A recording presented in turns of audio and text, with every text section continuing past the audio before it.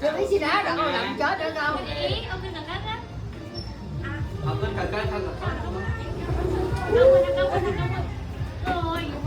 Ôi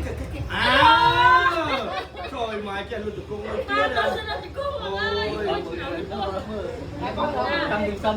rồi. anh đi con chân phải vay con đảo cái nè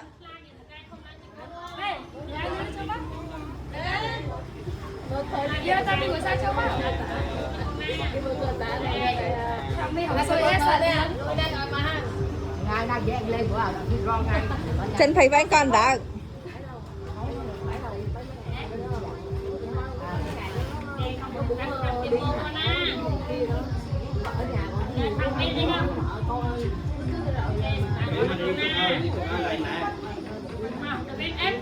ôi đừng xoay ghê luôn ơi luôn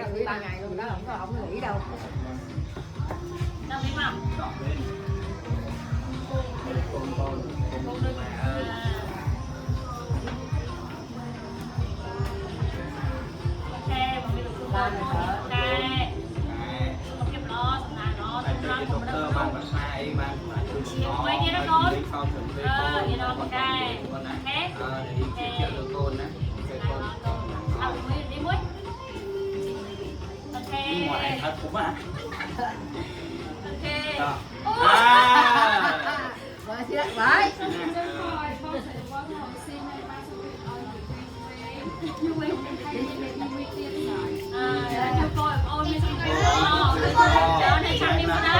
Cam em ở đây đi. Riêng riêng đôi con đi mình so luôn. Chạy rồi về. Hãy mà shopping thì mong năm ta nè. anh đang ai ba đi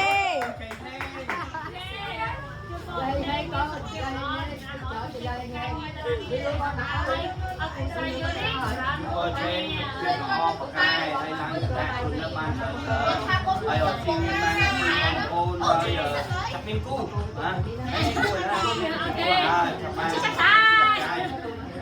tranh không ê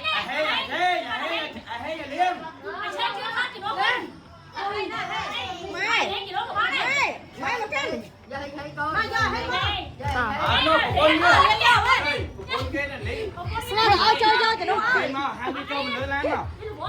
ở đây vì lơ là này ở đây mà được tuôn anh ấy ở đây cũng có đây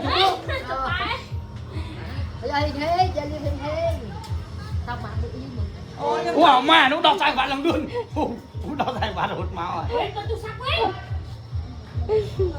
lên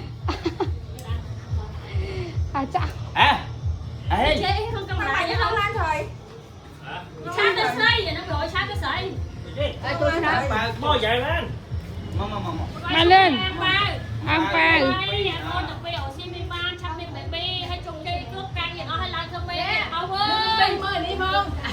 bố má chắc em baby boy cho người mà chơi đấy đã cái chơi cho cái giờ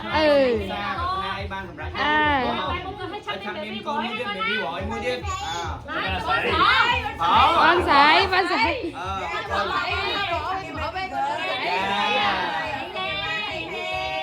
chơi luôn